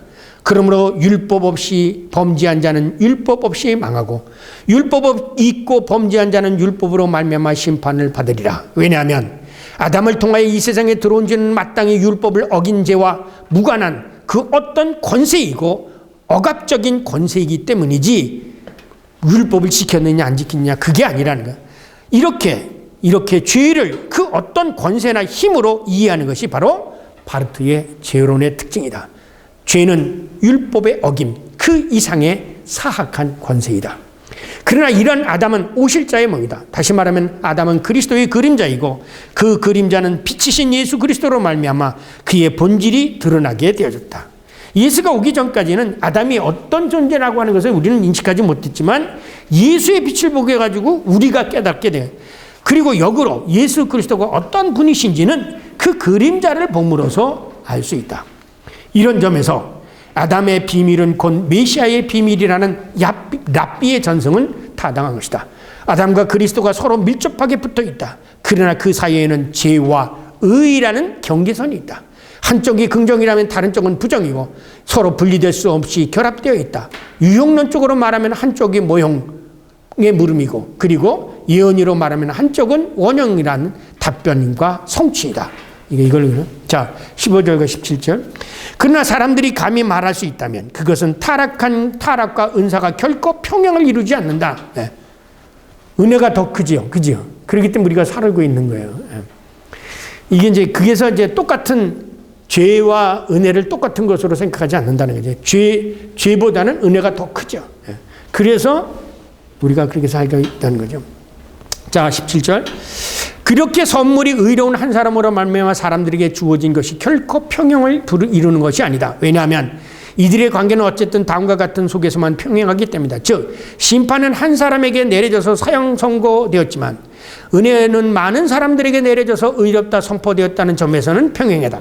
왜냐하면 그리고 이것은 저 평행의 폐기로서 한 사람의 타락을 통하여 그리고 이 한 사람으로 말미암아 죽음이 왕권을 가지게 되었다면 그만큼 더 확실하게 풍성한 은혜와 의의 은사를 받은 사람들이 한 사람 예수 그리스도로 말미암아 생명에 있어서 스스로 왕 노릇하는 거다. 그래서 너희는 왕 같은 제사장이라는 말이 여기서 형성이 된다.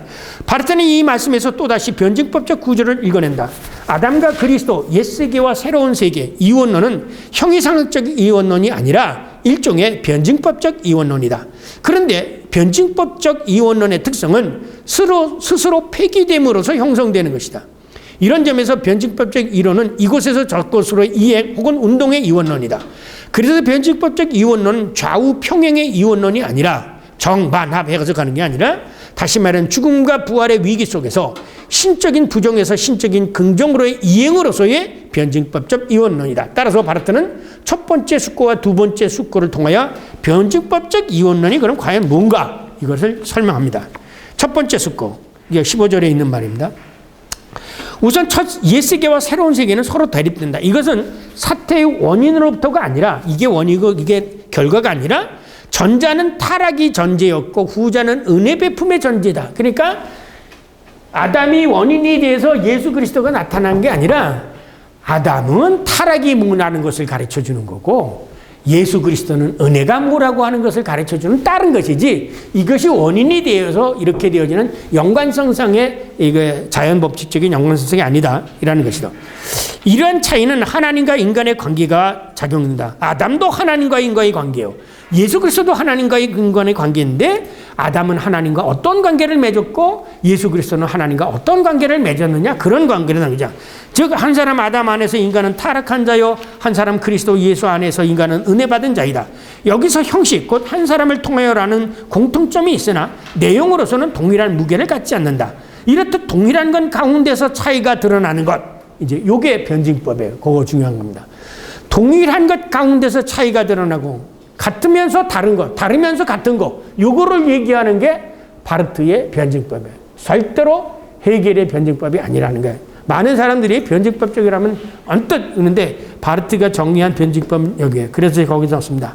Aber gerade in diesem gemeinsamen zeigt sich auch die Unterschiede.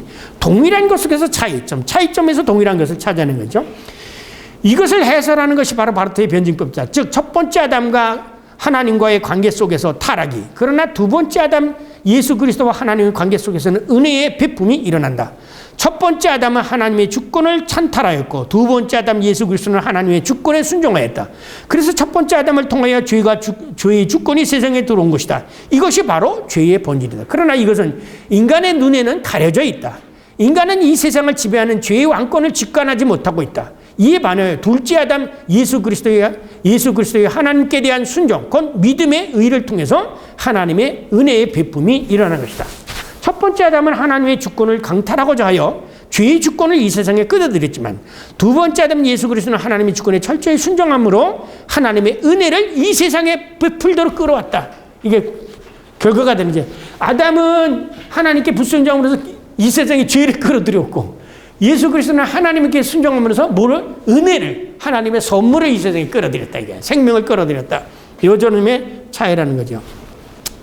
하나님과 인간과의 부정적 관계는 예수 그리스도로 말미암아 긍정적 관계로 변하게 되겠다. 그런데 이러한 사실들은 인간의 눈에는 볼 수 있는 것이 아니다. 그러므로 이러한 사실들에 대한 인식은 그 사실들에 대한 증언을 믿는 것을 통해서만 인식되어질 수 있다라는 거죠.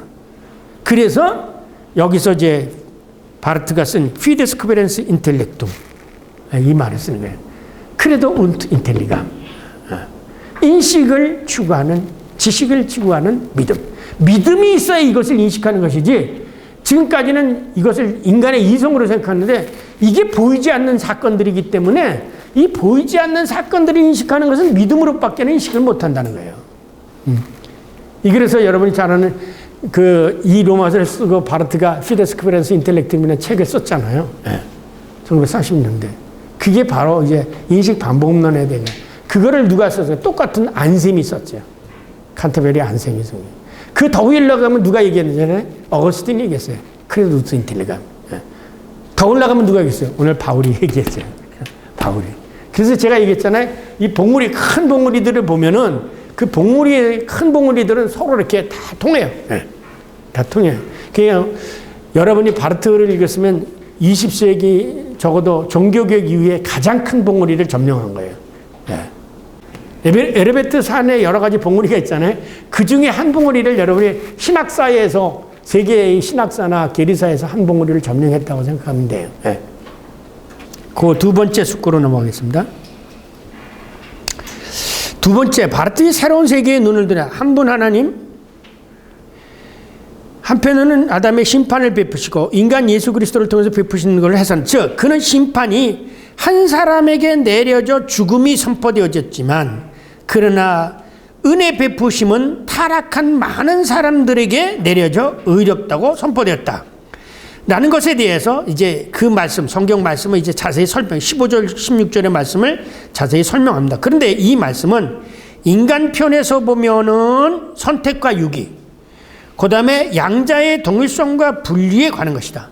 그러니까 동의라고 하는, 바꿔 말하면 한 사람 죄인으로 말미암아 세상에 들어온 죽음의 권세와 한 사람 의인 예수 그리스도로 말미암아 세상에 베풀어진 하나님의 선물인 생명, 곧 죽음으로부터의 해방에 관한 이야기다.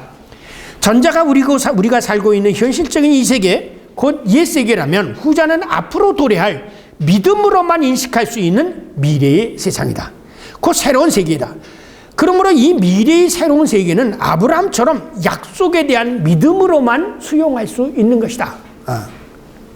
전자가 보이는 세계라면 후자는 미래의 세계이기 때문에 보이지 않는 세계이다.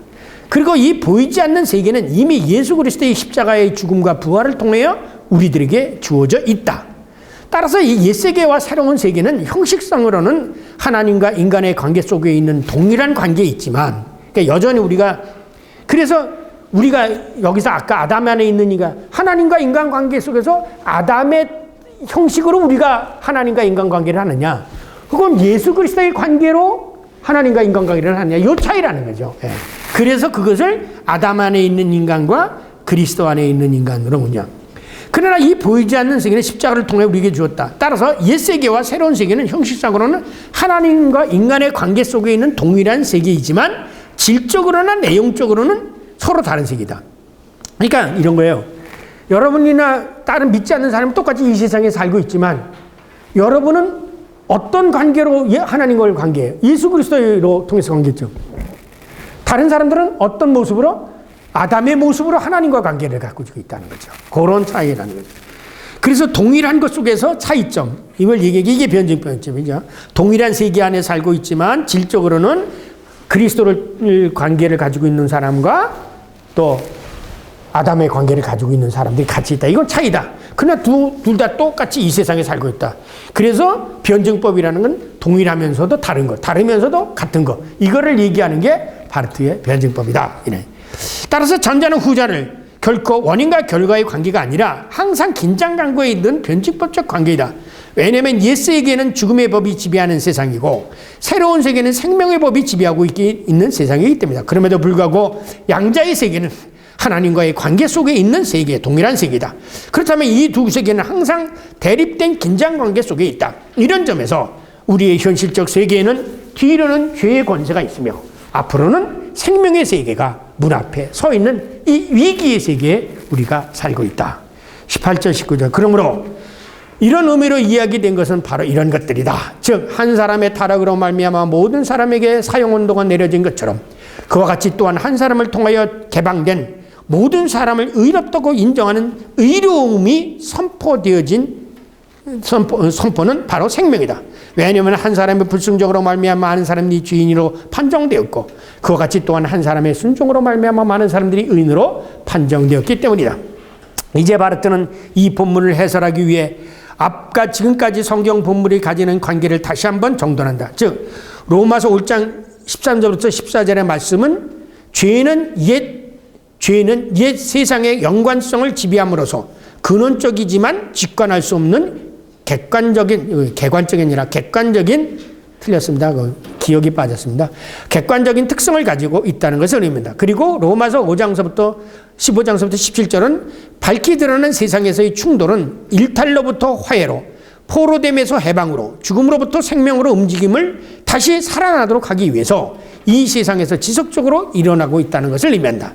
이런 맥락에서 이제 우리는 앞서 로마서 5장 12절을 결론적으로 나라고 하는 한 개인의 관점에서 읽어보도록 권한다. 한마디로 말하면 한 사람 아담으로 말미암아 죄가 세상에 들어온 그 한 사람, 그 사람이 바로 다 자신이라는 것이다. 그러니까 우리는 지금까지 이 아담을 하나의 과거에 있던 한 사람으로 생각했는데 바르트는 그게 아니라 그 아담이 바로 나야. 그리고 예수 그리스도의 관계를 맺게 이게 바로 나야. 그죠?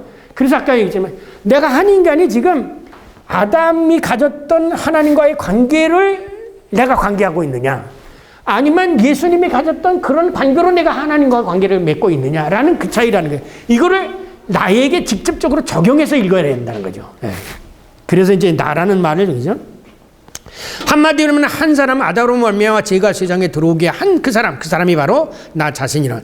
즉 내가 바로 아담 안에 있는 자이다. 이게 아담이 바로 나야.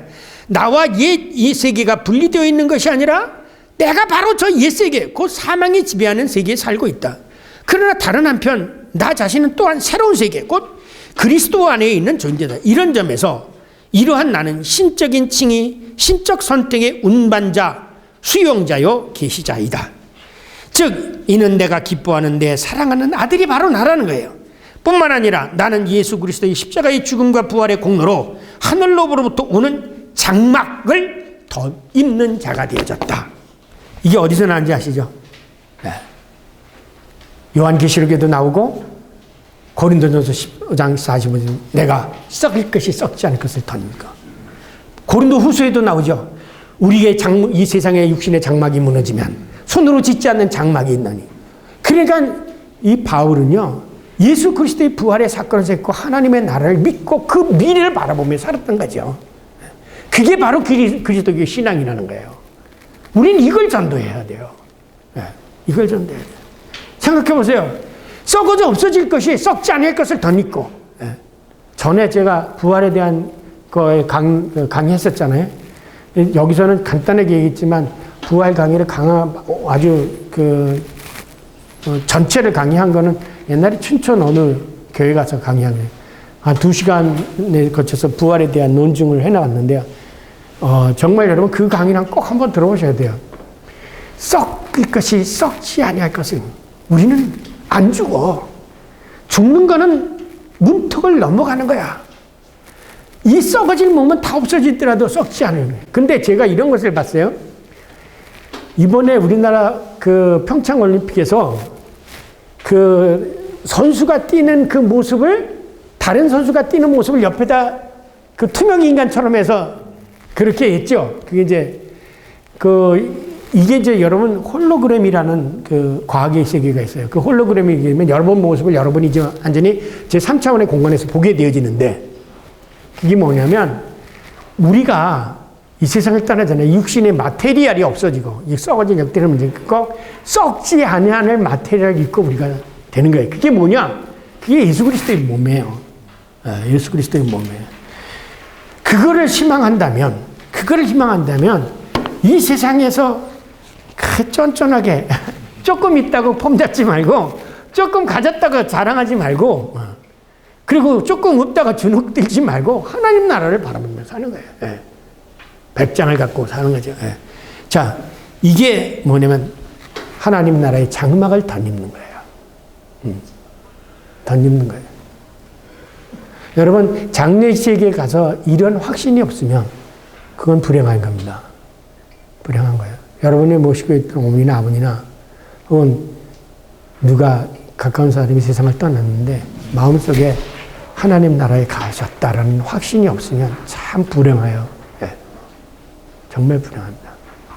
자, 그래서 죽음에서 생명으로 옮겨졌다. 고린도후서. 그래서 이제 죄는 더 이상 나를 지배하지 못한다. 6장 9절에 나오죠. 그래서 이제 이 다음에 있는 6장에서 뭐냐? 세례를 통해서 구정에 뭐냐? 그는 그리스도 죽은 자 가운데서 다시 살아나셨음에 다시 죽지 아니하고 사망이 다시 그를 주장하지 못할 줄 알미로다. 그러니까 여러분 이런 어떤 해설을 읽고 이 칼바르트가 읽던 이 로마서 강해를 읽고 성경을 이제 다시 읽으세요. 얼마나 이 성경이 힘차고 용기 있게 이 사도 바울에서 마치 트럼펫이 울리는 것처럼 나면 뭐라고 그랬어요? 사망이 다시는 주관하지 못합니다. 빅토 크리스토스 승리자 예수 그리스도. 사망아 네가 쏘는 게 어디 있느냐? 칭으로 말미암아 나는 생명에 이르게 되었도다. 그러므로 우리는 성령의 능력 안에서 새로운 세상, 새 하늘과 새 땅에 대한 소망 가운데 있는 자들이다. 우리는 지금 바로 그 나라의 문턱에 서 있다. 이 바르트가 이걸 쓰면서 얼마나 장엄해. 이제 마지막. 그러나 율법이 그 사이에 끼어들어온 것은 이제 여기서 그냥 아브라함, 아담하고 이제 이 사이에 율법이 모세를 통해서 끼어들어왔잖아요. 그 끼어들어온 것은 타락이 흘러넘치게 하기 위해고. 그러나 죄이 흘러넘치는 곳에 바로 거기에 또한 은혜가 흘러넘치게 하기 위해서 율법이 들어왔다. 그것은 죄가 죽음으로 왕같이 통치하듯이 은혜도 또한 의로 말미암아 우리 주 예수 그리스도로 말미암아 영원한 생명에 이르도록 왕같이 통치하도록 하기 위해서 율법이 들어왔다. 그러므로 율법은 선한 것이다. 이런 거 이제 얘기하죠. 바르트는 이 본문에서 역설적 변증법을 주장한다. 즉 여기서도 5장 18절 19절의 수익글에서 19절과 관련해서 로마서 12장과 관련해서 로마서 13장 13절을 읽어낸 것처럼 읽어야 한다. 그런데 여기서 이러한 역설적 변증법의 중간 공리로 삽입된 것이 바로 율법이다. 율법을 통해서 죄가 명시화되기 시작했다는 것이다. 즉 율법을 통해 무엇이 죄이고 무엇가 은혜인지를 명백히 드러났다. 이전의 제의 문화 속에서는 종교적 지도자 혹은 제사장이 이 중재 역할을 하였지만 그를 하였다면 이제는 율법이 옳고 그름이 무엇인지를 가르쳐주는 중간 공리 역할을 하게 됐다. 그러나 율법은 인간들이 만든 종교적 중재가 아니라 천사가 중재로 주어진 것이다. 너희는 천사의 노력으로 말미암아 율법을 받았다. 그럼에도 불구하고 율법은 거룩하고 그 율법을 요구하는 것도 거룩하고 선하다. 그러나 문제는 사람들이 이 율법을 행함으로써 생기는 문제예요. 자신들의 의로움을 주장하게 되었고 율법을 행함으로써 하나님께 자기 의를 주장하게 됨으로써 율법은 여전히 옛시대에 속하는 것이 되고 말았다. 즉 율법은 사망의 권세 아래 있는 인간으로 하여금 자기의 의를 주장할 수 있는 다른 가능성이 되어버렸던 것이다. 그래서 오히려 율법이 있는 곳에는 역으로 범법함이 생기게 되었다. 이것이 바로 하나님과의 관계 속에서 율법으로 말미암아 생기는 주관적이고 인간적인 측면이라고 바르트는 강조한다. 그러므로 율법을 행함으로 인간이 하나님과의 관계를 회복할 수 있다거나 자기의 의를 세워 그것에 상당한 보응을 받겠다는 이 모든 것, 그것은 사실은 하나님의 은총을 거부하고 종교를 못 받는 것이다. 그것이 바로 종교라는 거예요. 그러니까 하나님이 없는 거죠. 하나님이 없고 지가 이 율법을 행함으로써 하나님께 그에 상당한 거, 그거 뭐예요? 지난번에 있잖아요. 도 우투데스. 이게 종교라고 했잖아요. 도 우투데스. 이게 종교예요. 모든 종교는 보상심리예요. 그래서 이 보상심리를 교회에서 강조하면 헌금도 많이 나오고 교회 봉사도 많이 해요. 그러나 그건 종교지 기독교가 아니에요. 이거 명백히 알아야 돼요. 당신이 나에게 주게 할 우트는 뭐야? 이노도트예요. 당신이 나를 주게 하기 위해서 내가 바친다 그런 뜻이에요. 도. 우리나라 경상도면 이리도 그러잖아요. 이리 다 하려고 그러잖아요. 도. 이리도. 그게 종교예요. 내가 하나님께 이렇게 하면 하나님 뭘 주시겠지. 이 보상 심리로 모든 걸 행하는 거. 그거로 반대죠. 하나님 먼저 주셨기 때문에 감사함으로 하는 거. 이게 기독교예요. 이게 바로 그 점이다. 율법이 바로 그런 역할을 하게 되어지는 하나의 역할을 하게 되어졌다는 거죠. 그래서 이제 그러나 반대로 율법은 천사를 주기 때문에 감사하는 사람이 또 그것을 통해서 하나님께 감사하는. 그렇다면 여기서 죄가 흘러넘치는 곳에 거기에 은혜가 흘러넘친다는 것은 무슨 뜻인가? 이에 대해 바르트는 고난의 종에 관한 노래를 근거로 제시한다. 이사야서 있죠. 한 사람 예수 그리스도의 대속의 죽음을 대변한다. 즉 죄를 징벌로 다스리는 것이 아니라 하나님은 이 죄 지은 인간을 징벌로 다스리는 것이 아니라 은혜로 다스린다. 자기 희생으로 은혜를 베풀어 주심으로 죄를 극복하는 것이다. 바꾸어 말하면 악에 지지 말고 선으로 악을 이긴 것이 바로 예수 그리스도의 사건이라는 거죠. 영원한 생명에 이르도록 왕같이 통치하기 위해서 은혜가 넘쳐 흐르도록 죄가 흘러넘치도록 놔두니 그거보다 더 흘러넘치는 이런 점에서 그는 역설적으로 말한다. 은혜를 받은 자가 사실 심판받은 자가 아니라면 그때의 은혜는 은혜가 아니다. 그죠?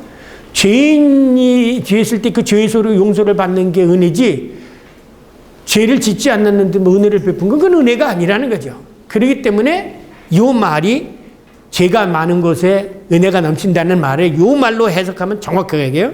마지막 은혜를 받은 자가 사실 그 사람이 실질적으로는 심판받을 자라가 아니었다면 그에게 베풀어진 은혜는 은혜로 여겨지지 않는다는 거예요. 내가 지금 배고픈데 죽게 되어졌는데 나에게 먹을 것을 주는 게 은혜지, 내가 배부른데 먹을 것을 준 것은 은혜가 안 된다는 거죠.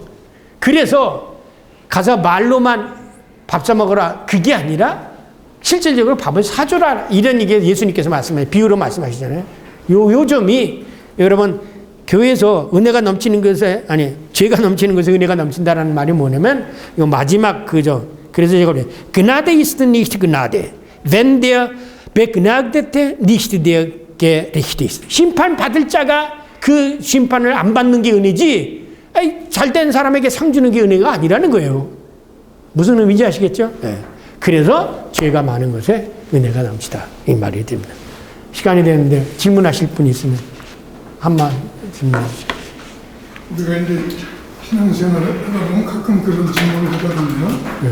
우리가 기독교가 뭐 100년, 200년 전에 우리가 들어와서 이렇게 복음을 받아 믿게 되었지만은 과거 500년, 1000년 전에 살았던 사람들은 예수가 뭔지 복음이 뭔지 전혀 몰랐잖아요. 네, 그런 질문 아니냐죠. 그런데 여기서는 자꾸 예정론은 이렇게 나오는데, 네. 그럼 그것도 다 하나님의 정하신 거예요? 아니요, 전에도 얘기하셨잖아요. 우리는 자꾸 지금 시간을 이렇게 수평적으로 보잖아요. 수직적으로 보세요. 그때는 하나님 안 계셨겠어요? 그렇죠. 그때도 아담의 죄가 지배하고 있었죠. 네. 그때도 하나님께서 우리가 알지 못하는, 그러니까 그때도 이미, 그래서 뭐냐면 아브라함이 그 도리할 예수 그리스도를 보고 기뻐했다고 그랬잖아요. 그 다윗이 참 주를 보고 기뻐했던 것처럼 이게 있어요. 이 우주간 우리가 살고 있는 그 사람들은 예를 들면 이거세요. 지금 우리 엄마가 하나님 나라에 계시다면 내가 내 얘기를 못 들을까요, 들을까요? 지금 우리가 살고 있는, 전에도 이제 우리가 살고 있는 세계는요, 이렇게 생각하세요. 이게 우리가 24시간 되는 나의 시간이에요. 이게 역사적 시간이에요. 여위의 시간은 천사가 있고요. 이게 마귀가 있는 시간이에요. 여위에 하나님이 계시거든요. 이쪽으로 가면은 이 시간의 구애가 안 받아요. 무슨 소리인지? 그렇기 때문에 예수님, 우리가 세상에 여기 알파고 오메가면 예수님은 여기 계셨어요. 그죠? 여기 계셨죠? 공간적으로 들으면 여기 계셨다는 거예요. 그래서 뭐냐면 이들이 어떤 하나님과의 관계 속에서 어떻게 예수 그리스도를 믿게 되어지느냐 모른다예요, 우리는. 그거를 우리가 무슨 시간적으로 계산해 볼 게 아니라 하나님의 나라에 가시면은요, 전에도 있지만 이 시간이, 제가 지금 여기서 제 아들하고 매일 전화를 통했는데 12시간 걸려요. 미래에 있는 제 아들하고 대화를 해요. 왜? 그러니까 나로서는 미래고 걔는 과거, 우리 아들은 과거죠. 지나간 게. 이 시간과 공간의 관념이 이제 설명이 될 때가 온다니까요. 예. 근데 성경의 우주관 속에서는 이미 이것이 극복되어져 있다는 거예요. 그게 보이면 이게 성경에 다 이해가 되어져요. 그러니까 자꾸 선택을, 이제 장로님이 우리가 매일 들어왔던 거 있잖아요. 절대적 이중예정론, 홍길동하고 뭐 미숙이하고 나누는, 이게 아니에요. 그러니까 이제 오늘 그 우스운 얘기가 있어요. 불교를 믿는 젊은 분이 자기 어머니가 돌아가셨는데, 네. 스님한테 물었어요. 네. 스님, 우리 어머니가 지금 분명하게 다 계신지 안 계신지. 네. 그랬더니 그 스님이 하는 말이, 믿는 자에게 믿는 자에게 느껴. 그게 맞죠. 믿는 자에게 느껴. 그러면 그 스님이 말한 그 믿음도 우리가 말하는 믿음하고 아니죠. 같이 볼 수 없는. 아니야, 그건 틀리죠. 믿음이는 우리가 구체적으로 예수 그리스도의 이 사건에 대한 믿음이에요. 부활에 대한 사건의 믿음이지, 믿음이 자기 의지 소산이 아니라니까요. 인정이 인정. 나중에 이제 우리 바르트 안 읽어보셨죠? 그 믿음론에 보면 믿음이라는 건 아네켄농, 에어켄농, 그 다음에 백켄넨이에요. 내가 인정하고 인식해서 그렇습니다라고 고백하는 게 믿음이지 내가 의지적으로 나는 믿겠다면 그게 아니라니까요. 그러니까 이제 우리가 가끔 성경을 공부하면서도 그 시간에 대한 개념을 자꾸 우리 인간 그렇죠. 예. 보기가 많잖아요. 그렇죠. 그런데 성경에 보면은 하나님께서 이미 모든 게 성경에 기록된 것은 다 창세 이후지만은 그 말씀의 내용은 이미 창세 전에 이미 다 정해져 그렇지. 있다. 다 있어요. 하나님의 뜻 안에 다 있는 거죠. 예. 쉽게 생각하면 이렇게 생각해요. 제가 이제 여기 이제 종이가 하나 있는데 종이를 이렇게 생각하세요. 예. 이렇게 되는데 이 안에 세계의 모든 것이 다 있어. 근데 이거를 이렇게 펼쳐나가는 거잖아. 이것을 뭐라 그러면 하이스프란이라고 그래. 하나님이 창세 전에 모든 걸 하나님의 계획 안에 있었어요. 그 계획 안에 있는 것을 시간이라는 타임테이블에 올려서 이것이 자연스럽게 이렇게 벗겨지는 거. 예, 이게 벗겨지는 거. 이렇게 했다가 이게 다 있는데 이렇게 벗겨지는 거. 이렇게 생각을 하시면 돼요. 예. 예? 지금 말씀하시게 바르트가 설명한 바르트도 그렇게 생각했고 저도 그렇게 생각해요. 예. 그래서 이 세상에 있는 건 우연으로 되어지는 게 아니라 하나님의 모든 섭리 안에서 이렇게. 그러니까 섭리라는 것 자체는 이거 보세요. 우리는 섭리라고 하면 그냥 기계적으로 뭐 매달 며칠 뭐 이게 섭리가 아니라 내가 하나님의 복음을 선포했어. 근데 저 사람이 안 받아들이잖아요. 그것도 섭리야. 그러니까 여러분이 쉽게 얘기하면 이런 거죠. 요셉이 자기가 이제 이 형제들한테 팔려서 왔잖아요. 근데 그게 저 창세기 45장 5절 그게 유명한 섭리론에 대해 하나님이 당신들을 구원하려고 나를 이렇게 보냈다 이렇게 얘기하잖아요. 그런데 만약에 그 섭리 속에서도 하나님을 믿고 행하는 게 있어야 돼. 근데 요셉이 보디발의 아내의 청을 받아들였으면 어떻게 하겠어요? 섭리가 이루어지지 않잖아요.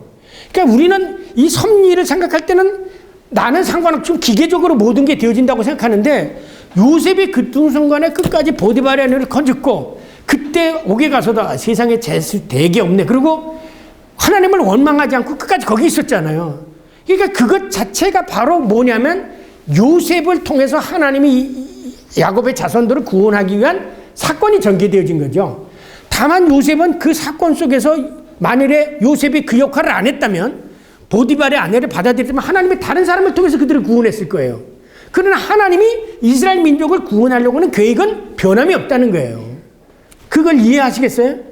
그러니까 우리가 하나님이 이 세상을 구원하려고 하는 건 다 있는데 누구는 이걸 받아들이고 누구는 안 받아들이고 그 각자의 책임이고 하나님이 세상을 구원하려고 하는 건 하나님의 원대한 계획으로서 이미 결정된 거예요.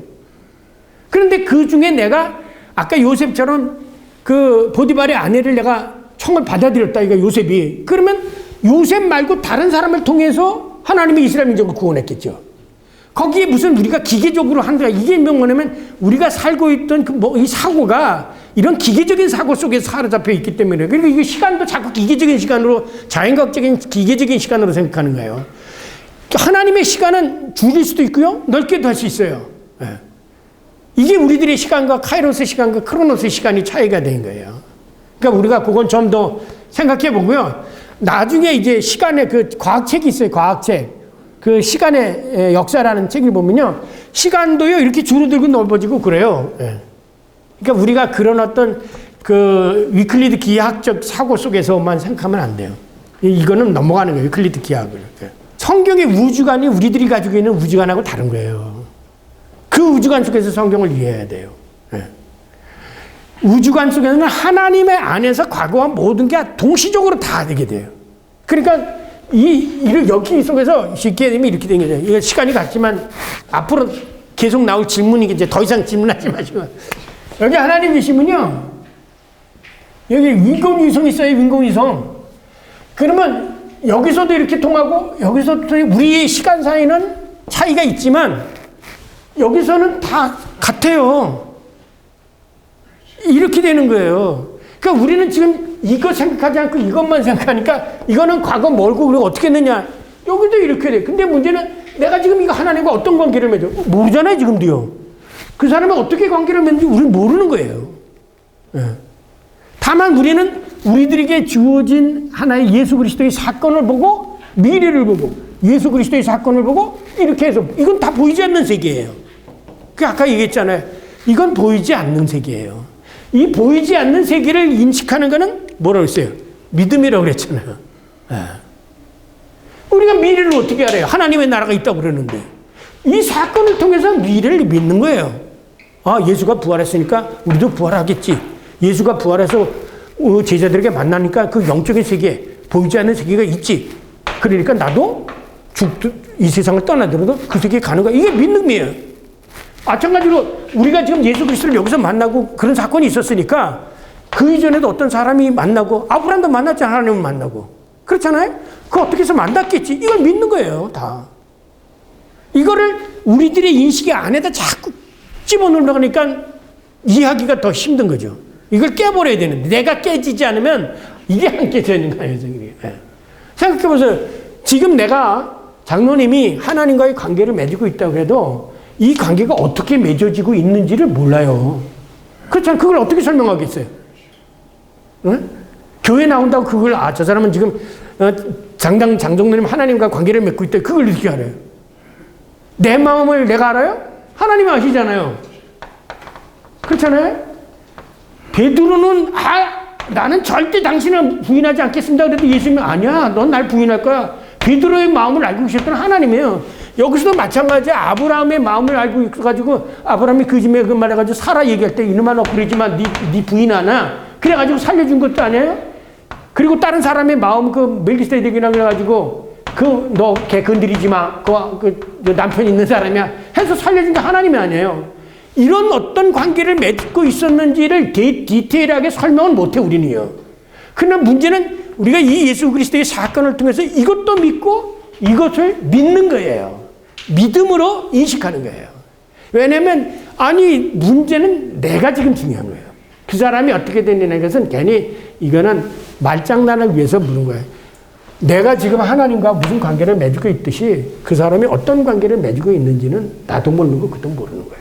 그러나 분명한 사실은 아브람도 있었고 모세도 있었고 그 많은 사람들도 어떤 방법이든지 하나님과의 관계를 맺고 있었다는 거예요. 이거는 병맥한